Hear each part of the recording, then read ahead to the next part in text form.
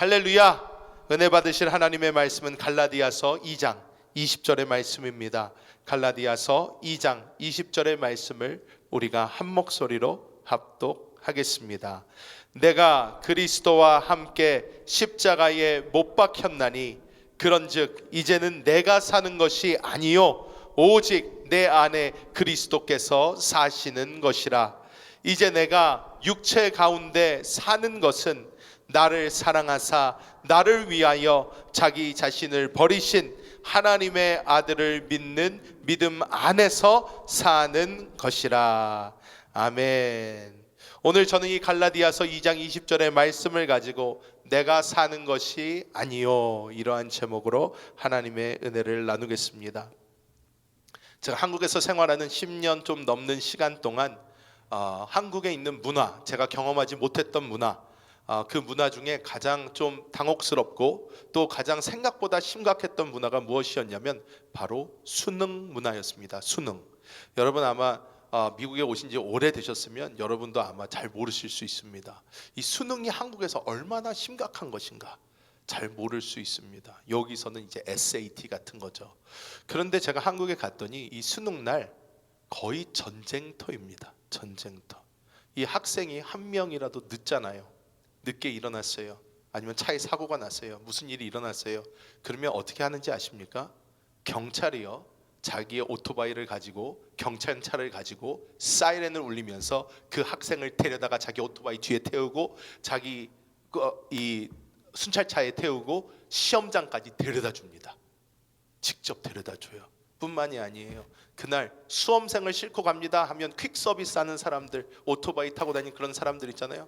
퀵 서비스 차에다가 싣고 막 합니다. 막 가요. 그리고 경찰이 잡으려고 해도 수험생이요, 다 봐줘요. 그날은 다 돼요. 안 되는 게 없습니다. 수험생이라는 이 수험표, 자기 그 학생, 그것만 되면 그날은 대한민국에서 모든 게 고입니다. 심지어 빨간불에 뛰어가도 아무도 누구도 뭐라고 안 합니다. 딱지를 주거나 불러 세우거나 절대로 하지 않습니다. 그 학생에게 외칩니다. 화이팅! 잘해라! 할 수 있다! 얘기를 해줘야 나랑 전혀 상관없는 앤데 왜 그럴까요? 제가 한국에서 가장 이해가 안 되는 문화였습니다. 이 수능 1년에 SAT 같은 경우는요, 자기 마음대로 봅니다. 자기 마음대로 봐도 돼요. 심지어 3번까지는 자기가 본 영어, 수학 점수 중에 제일 높은 점수를 쳐줍니다. 심지어 4번 이상 보게 돼도 에버리지를 내가지고요, 정확하게 점수를 줘서 이 학생이 자기가 보고 싶은 만큼 본 다음에 그것을 대학교에 제출하면 됩니다. 한국 수능은 어떻습니까? 1년에 딱 한 번, 그 시간, 그 외의 시간이 없어요. 1년에 그거 한 번 망치잖아요. 아니 그날 어떻게 컨디션이 다 좋을 수가 있어요? 그날 어떻게 모든 사람이 다 괜찮을 수가 있어요? 그런데 그 하루, 그날 정해놓고 그날 안 되면 땡! 끝나요. 그거 못 되면 재수해야 돼요. 어쩔 수 없습니다. 내년을 기다려서 다시 한번 시도해야 됩니다. 학생들이 그러니까 스트레스를 너무 많이 받아요. 너무 많이 받아요. 제가 가장 한국에 불합리한 것이라고 막 소리 높여 얘기했습니다. 왜? 저는 미국에서 학교를 나왔으니까. 그럴 수 있죠. 하지만 한국 애들은 어떻게 해요? 운명으로 생각하고 그렇게 삽니다. 그런데 그뿐만이 아니에요. 집에서 부모님들 어떤지 아십니까? 수험생, 그 집안은 그 수험 시험이 있는 그 몇 달 동안은 어떻습니까? 집안에서요, 살금살금 기어다닙니다. 큰 소리를 내면 안 돼요.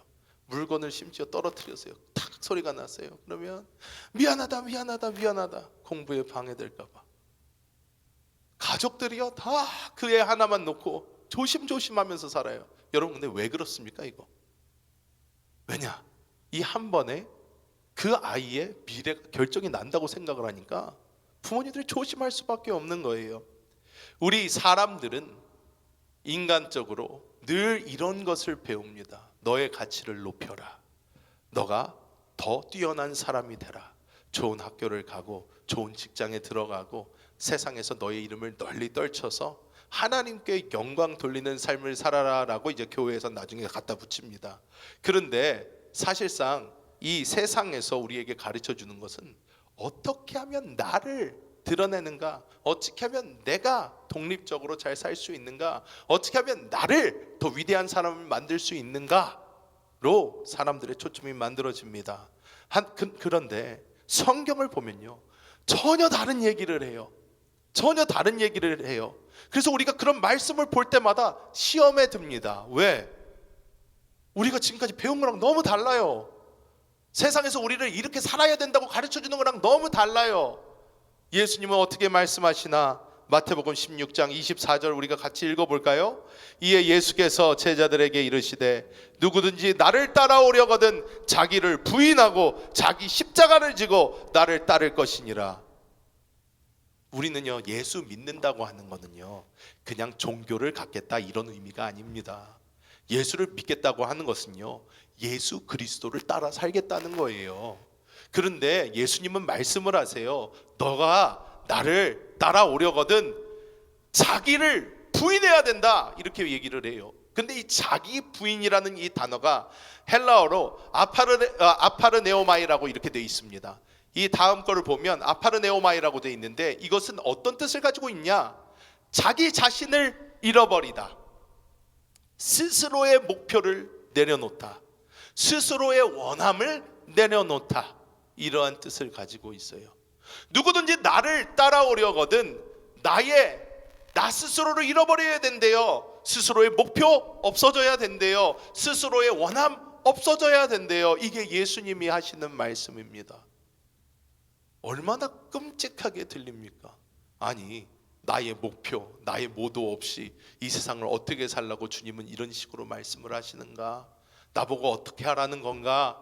우리가 헷갈릴 수 있습니다. 하지만 예수님은 오늘도 사도 바울을 통해서 우리에게 말씀하시는 게 무엇입니까? 십자가에서 내가 죽었대요. 끝났대요. 그래서 이제 내가 사는 것이 아니라 내 안에 그리스도께서 사시는 거래요. 와, 이 심오한 말씀을 팍 하고 던지십니다. 사도 바울을 통해서 이제는 내가 사는 것이 아니요 내 안에 그리스도께서 사시는 것이다. 그런데 우리가 어떤 한 사람을 이렇게 바라보고 저 사람 같이 되면 그렇게 되는 거나 보다 할 수 있는 한 사람을 제가 곰곰이 생각해 보다가 이 사람이 갑자기 생각을 했습니다. 성 프란치스코라는 사람입니다. 성 프란치스코. 여러분 이 찬양 들어보지 않으셨어요? 주여 나를 평화의 도구로 써주소서. 이 평화의 사도라고 불리던 이 성 프란치스코, 이 사람은요 굉장히 부유한 집에서 태어났어요. 모든 것을 다 가질 수 있는 그러한 사람이었습니다. 근데 모든 것을 다 버려두고 예수를 살기 위해서 자기의 삶을 들여버렸어요. 그랬더니 이 사람이 오직 예수 그리스도만 바라보고 오직 예수 그리스도로 충만해서 살기로 결단하고 그 길을 걸어가는데, 이 성 프란치스코 지금 1181년도에 태어나신 분이니까 벌써 많은 것이 전설처럼 될 수 있지만, 사람들이 아직도 로마 카톨릭 사람들은요 이 성 프란치스코를 얘기를 할 때 꼭 주변에 동물들을 많이 그려요.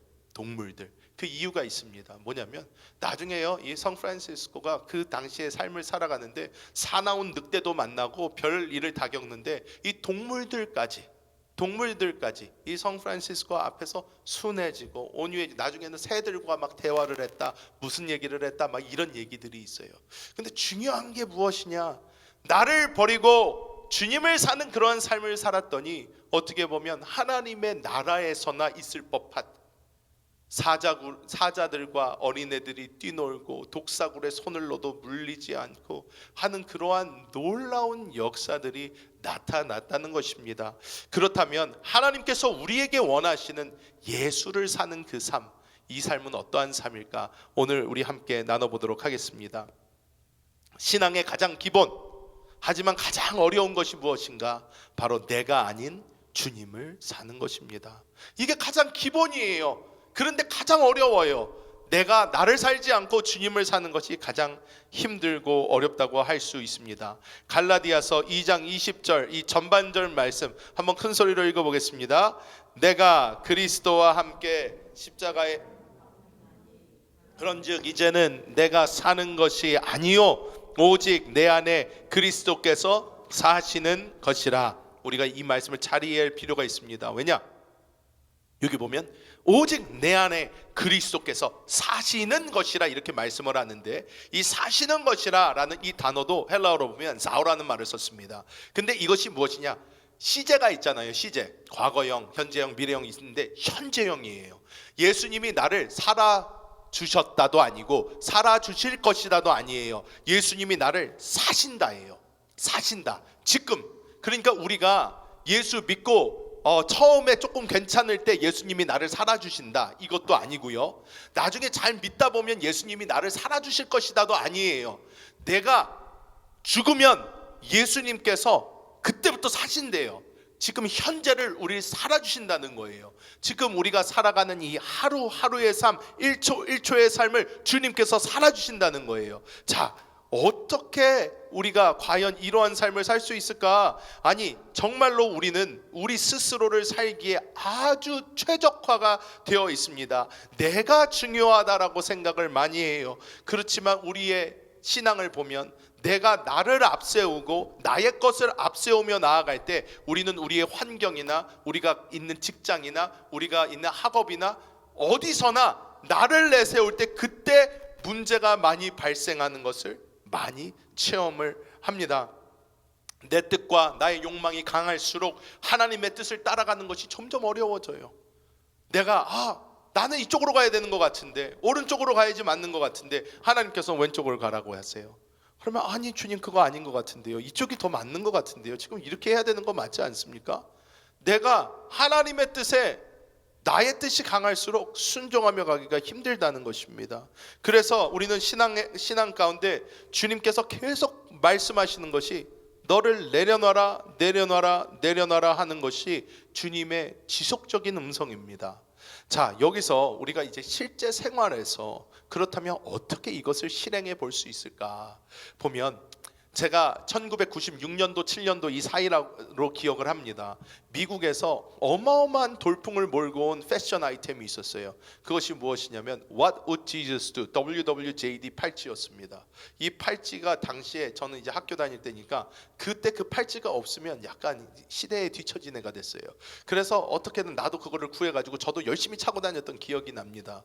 What would Jesus do? 여기 너무나 정말 기독교의 나라답게 패션 아이템이, 예수님이라면 어떻게 하실까 팔찌가 패션 아이템이 돼요. 그걸 차고 제 기억에 딱 1년 정도 간 것 같아요. 1년 정도, 딱 1년 정도 갔습니다.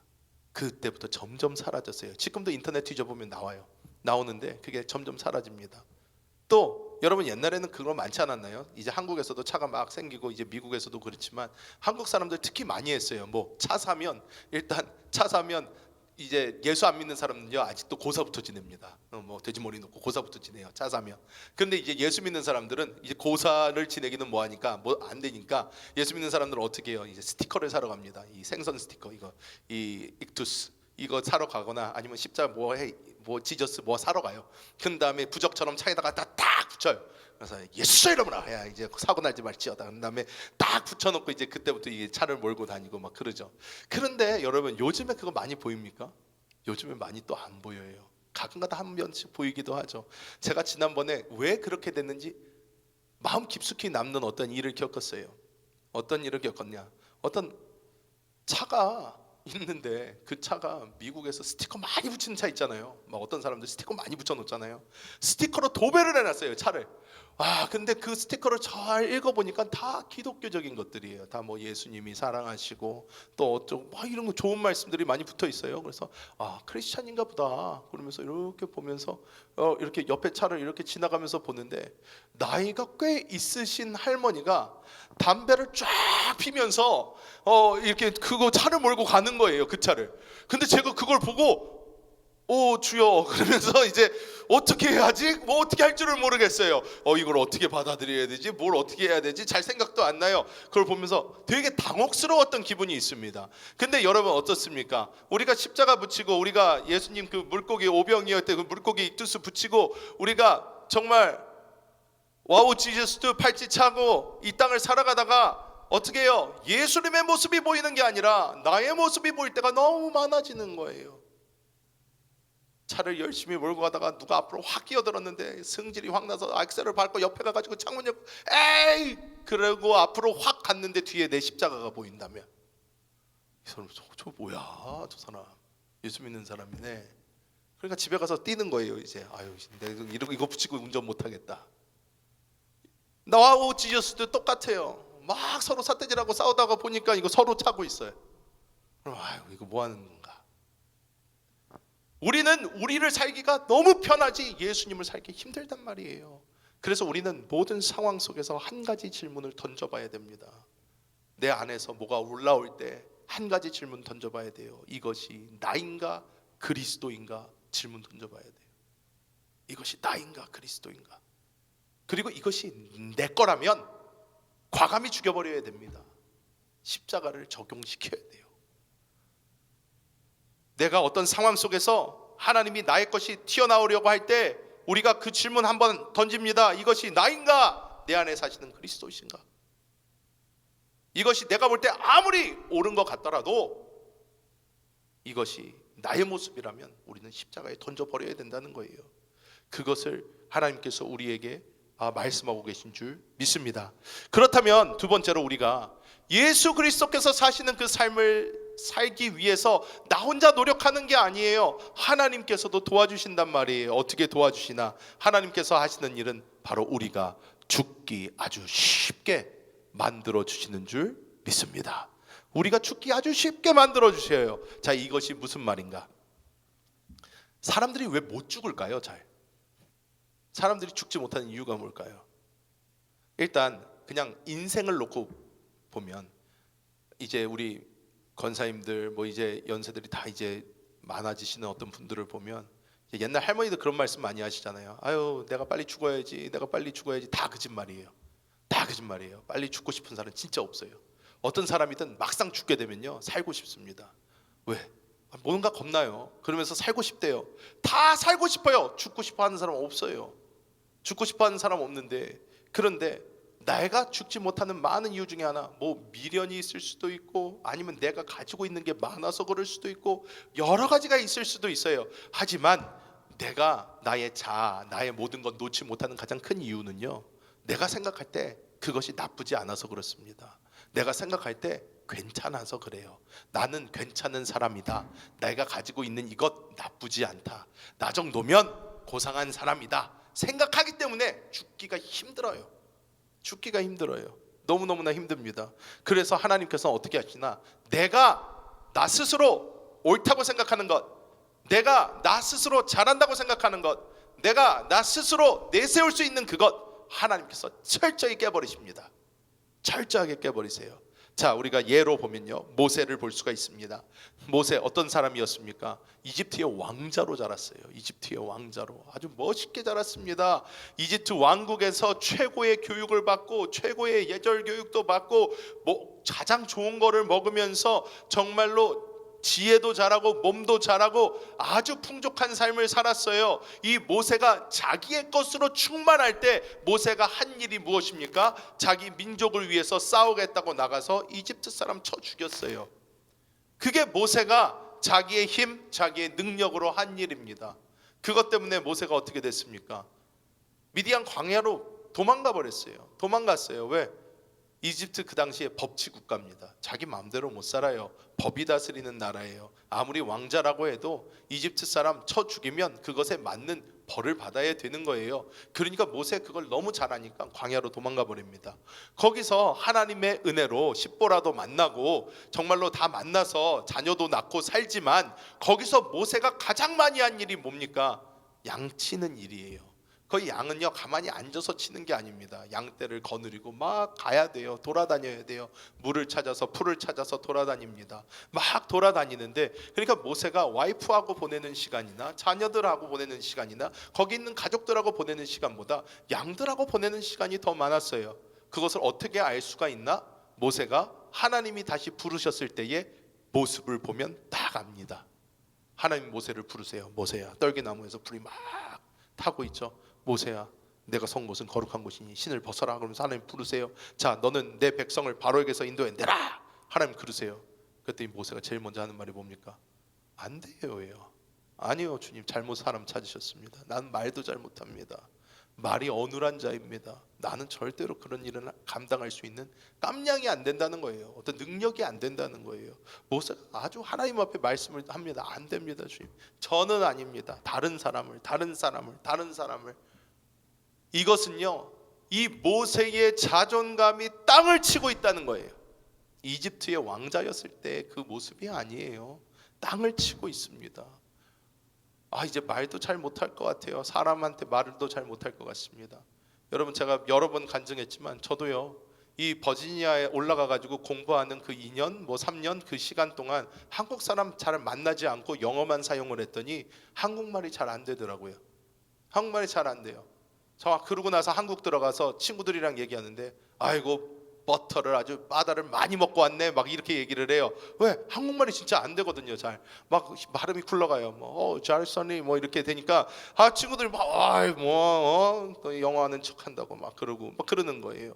그런데 반대로 한국에 나가서 10년 넘게 사역을 하니까 영어가 안 돼요. 왜? 영어 아무도 안 써요. 한국에 영어 하는 사람이 어디 있습니까? 거의 안 써요. 안 쓰고 교회에서 가끔 가다가 외국인들이 이렇게 오는데 그럴 때 영어 쓰면 옆에서 사람들이요, 우리 성도들이 모여서 막 오, 와, 목사님 영어 한다 뭐 막 그러면서 오와 막 그러더라고요. 제가 그래서 미국 여권 가진 사람한테 오와하고 있는 것은 모욕적인 거라고. 내가 한국말 할 때 그때 오와 해야지 그게 정상이지. 미국 사람이 영어 쓰는데 무슨 그걸 가지고 오와하고 있냐고 이렇게 얘기를 했는데, 여러분 정말로 영어가 안 되는 거예요. 다시 와서. 그래서 아직까지도 여러분, 제가 오늘의 묵상 올려드리면서 영어로 읽은 거 그거 저 맨날 연습하는 거예요. 맨날 연습합니다. 그거 들고 영어로 딱 해놓은 다음에 영어로 맨날 큰 소리로 녹음하면서 막 해가지고 나중에 그거 편집해가지고 올리고 하는, 그게 정말로 연습을 해야지 이게 되는데, 모세 어때요? 40년 동안 광야에서 양치면서 사람이랑 말할 일이 거의 없으니까 말이 사라지는 거예요. 옛날에는 어휘력도 풍부하고 옛날에는 가진 게 많았던 사람인데 아주 자기가 할 수 있는 게 아무것도 없다는 사람이 돼버렸어요. 이런 상태로 하나님이 만드신다는 거예요. 여러분, 또한 바울 어땠습니까? 이 바울은요, 초기에 열심히 유대교를 지키는 사람이었어요. 정말 이 바울 다음 그림 가야 됩니다, 아들. 예. 자, 이 바울 옆에는 머리카락도 많아요. 저 때는 아주 머리카락도 많고 풍성하고 막 똑똑하고 바리새인으로 잘 지내던 이 바울, 로마 시민권자 멋진 이 사람이 어떻게 됩니까? 주님 만나고 나서 인생이 완전 망가져 버려요. 모든 사람들, 옛날에 바울을 좋아했고 칭찬하던 사람들이 바울 만나면 다 죽이려고 합니다. 특공대가 만들어져요. 바울 죽이겠다고. 그리고 바울 어떤 삶을 살게 되나요? 맨날 돌 맞고 다니고 사람들한테 의도 터지고 물에 빠지게 되고 죽을 고비를 한두 번 넘기지가 않아요. 그래서 사도 바울 나중에 뭐라고 그럽니까? 살 소망이 끊어졌다. 살 소망이 끊어졌다. 나 진짜로 죽는 줄 알았다. 난 이제 죽는구나. 드디어 주님께 가는구나 할 정도로 사도 바울은 정말로 힘들고 어려운 삶을 살게 되므로 무능해지는 것 같고 무력해지는 것 같고 하는 것을 체험하고 경험하게 돼요. 뿐만이 아니에요. 사도 바울 어떻습니까? 사도 바울은요, 사실 자신감이 넘치는 사람이에요. 왜냐? 배운 게 많거든요. 가멜리엘 문화에서 진짜로 공부도 많이 한 사람이에요. 그러니까 이 사람이 어떻게 해요? 정말로 솔직하게 얘기해서 베드로, 난 놓고 기억자도 모를 사람이에요. 이 베드로 사도 같은 경우는 어부잖아요. 어부, 맨날 물고기 잡던 사람이에요. 그런데 사도 바울이요, 그때 베드로 얘기 못 들었을까요? 바울이 솔직하게 생각을 했을 때 말씀을 준비해서 전한다. 여러분, 그러면 누가 더 말씀을 잘 전할 것 같으세요? 바울이 훨씬 더 수준 높은 말씀을 전하겠죠. 왜? 그래도 기본 지식이 있는 사람인데 성경 또박또박 짝짝짝짝 해가면서 풀이해가면서 강의 기가 막히게 할 거예요. 그런데 여러분, 그 당시에 바울의 사역을 보잖아요. 열매가 그렇게 뛰어나게 뚜렷하게 보이는 게 많이 없어요. 사도 바울이 막 아테네에 가가지고 거기 사람들, 철학쯤한 사람들이라고 진짜 멋있게 설교를 합니다. 한번 읽어보세요. 기가 막혀요. 막 진짜로 이 사람들의 수준에 맞춰서 이해되게, 너희에게 보이지 않는 신도 너희가 섬기는 그런 열심이 있는데 너희가 그런 열심으로 예수님을 믿어야 된다 막 하면서 막 설명을 하는데, 거기서요 사람들이요, 내가 회개하고 주님을 믿겠습니다 안 나와요 잘. 근데 사도 바울, 진짜로 난 놓고 기억자도 잘 모를 사도 바울은, 아니 베드로는 어때요? 성령 받자마자 그냥 거리에 뛰어나가가지고요, 야 니네가 죽인 그 예수가 그리스도다 막 그러면서 진짜로 무식하게 설교를 하는데, 사람들 기분 나쁠 수 있는 그런 설교를 하는데 어떻게 해요? 사람들이 막 3,000명, 4,000명, 5,000명씩 막 교회 오는 거예요. 자기 예수 믿겠다고 오는 거예요. 여러분, 사도 바울의 마음 생각해 보신 적 있습니까? 아니 주님, 나 진짜 열심히 주님께서 막 비전도 막 계시도 받고 하나님 보여주신 것도 보고 다 보고 내가 진짜 열심히 말씀도 준비하고 이거 하는데 사람들이 내가 설교를 하면 뭐 예수 믿겠다는 사람이 별로 없어요. 근데 저 베드로, 저 무식한 것 같은 베드로 사도는 맨날 나가가지고 막 얘기만 하면 막 사람들이 막 물밀듯이 들어와요. 어떻게 보면 이 바울도요, 이 바울의 겉에서 받는 육체적 고난뿐만이 아니라 자기의 지식적인 그런 부분도요, 하나님께서 철저하게 부셔버리세요. 철저하게 부시십니다. 그래서 정말 온유하고 겸손한 사람이 돼버려요.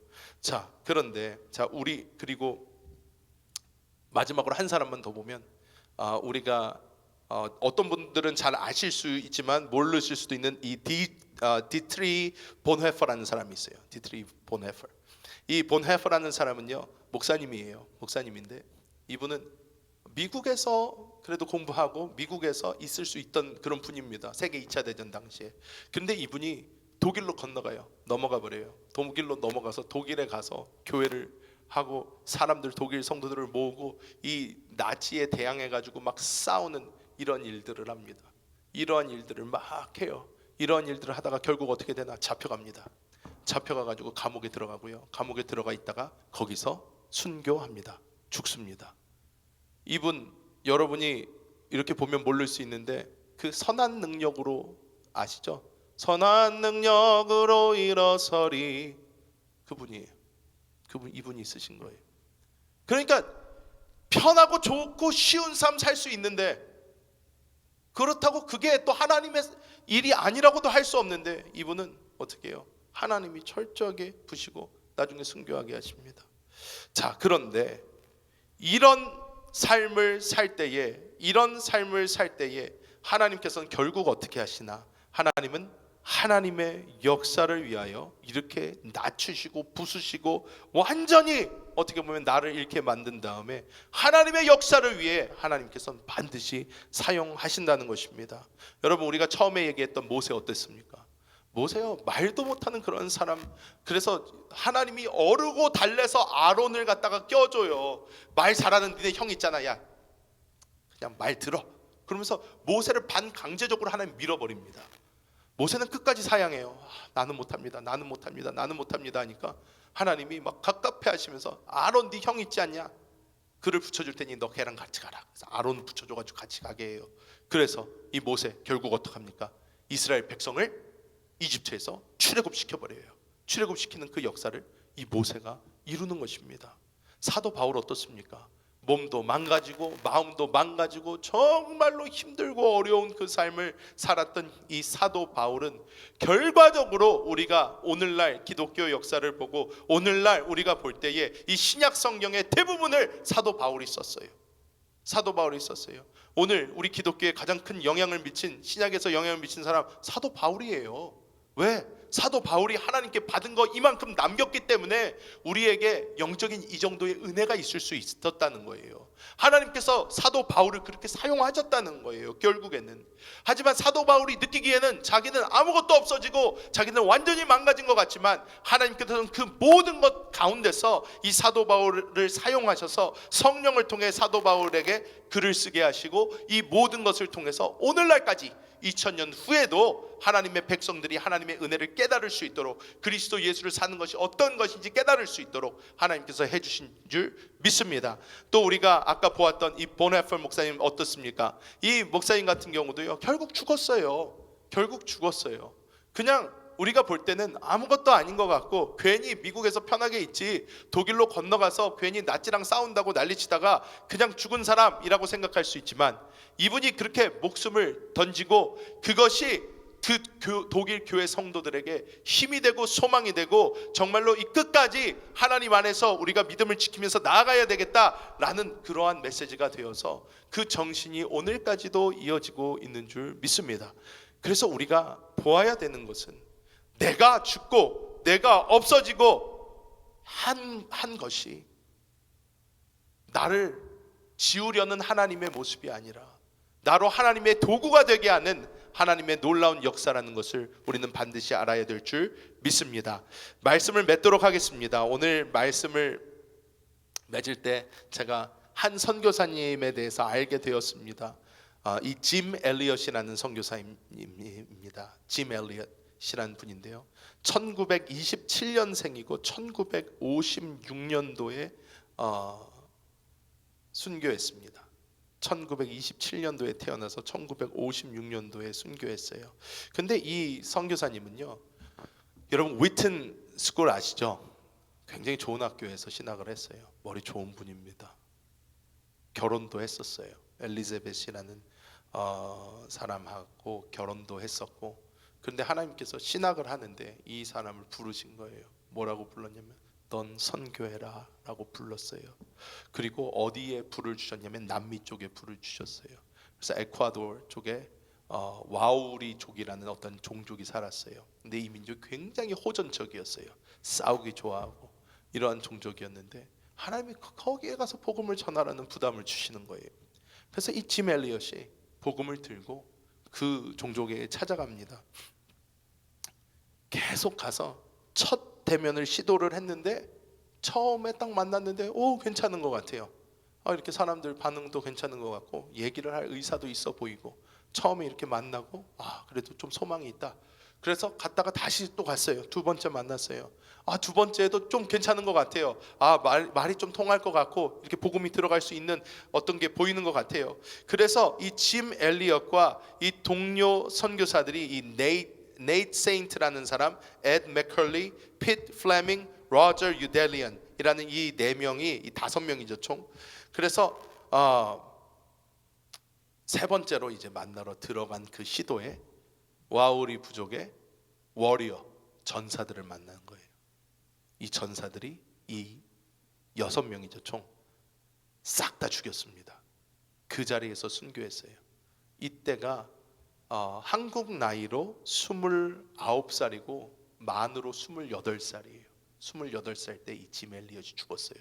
거기에서 에콰도르에서 죽었는데 이 짐 엘리엇이 그때만 해도 28살짜리 청년이 거기 가서 그렇게 목숨을 버리는 것이 도대체 하나님의 나라에 무슨 유익이 되겠나. 많은 사람들에게도 맨 처음에는 의아했습니다. 굳이 갈 필요 있었나? 굳이 그 힘들고 어려운 데 갈 필요 있었나? 굳이 그렇게 호전적인 종족 찾아갈 필요 있었나? 다른 방법도 있었을 텐데. 그런데 그 짐 엘리엇이 자기의 목숨을 버린 후 그 와이프였던 엘리자벳 엘리엇이 그 와우리 종족을 찾아갑니다. 찾아가서 복음을 또 전하기 시작해요. 복음을 전해서 결국 그 와우리 종족을 예수 믿게 만들어요. 예수 믿게 만들어서 복음화가 돼서 그것이 또 그 당시에 모든 선교지들, 모든 교회들에게 이것이 쫙 퍼지면서 큰 선교적 어떤 영향을 끼치게 됩니다. 그래, 복음 들고 목숨 걸고 가자, 우리 주의 복음 들고 나아가자 해서 큰 바람을 몰고 왔습니다. 여러분, 이 짐 엘리엇이 자기가 살지 않고 하나님께서 주신 그 소명을 가지고 나의 느낌, 나의 생각, 나의 모든 건 내려놓고 주님의 부름을 따라 가다가 목숨을 버렸을 때에 그곳에서 하나님의 놀라운 선교의 역사들이 일어났던 것처럼 우리 또한 우리 스스로를 내려놓고 주님 뜻을 따라 날마다 우리의 가정에서, 날마다 우리의 직장에서, 날마다 우리의 어디에 있든지 세상에서 그리스도인가 물어보며 우리를 순교하는 그 삶을 살 때에 하나님의 놀라운 역사가 나타나게 될 줄 믿습니다. 우리 저기 옆에 써져 있었던 거 있죠? 그거 다시 한번 우리 한 목소리로 우리 함께 읽어보고 우리 말씀을 맺도록 하겠습니다. 나의 삶이 끝날 때 사람들이 나를 기억하지 않아도 괜찮습니다. 그러나 그리스도가 나의 삶을 통해 드러났다면 그것으로 충분합니다. 이것이 우리의 고백이 되어야 될 줄 믿습니다. 기도하겠습니다. 하나님께서 오늘 내가 사는 것이 아니요 라는 이 말씀을 통해서 정말 우리 스스로 살아가는 삶이 아닌 주님을 사는 그 삶을 우리로 하여금 보게 하시고 꿈꾸게 하여 주심을 감사합니다. 정말 모세의 모습, 사도 바울의 모습, 또 보네파 목사님의 어떤 그런 모습들을 보며 정말 힘들고 어려운 길이라도 우리가 주님 앞에서 우리 스스로를 내려놓고 주님을 따라갈 때 하나님께서 우리를 통하여 하나님의 뜻을 이루시는 것을 우리가 바라봅니다. 성령이여, 날마다 우리가 성령의 음성을 따라가게 하여 주시고 스스로의 것을 따라가는 것이 아니라 오직 주님의 말씀 붙잡고 갈 수 있는 우리 모두가 되게 하여 주옵소서. 예수님의 이름으로 간절히 기도합니다. 아멘.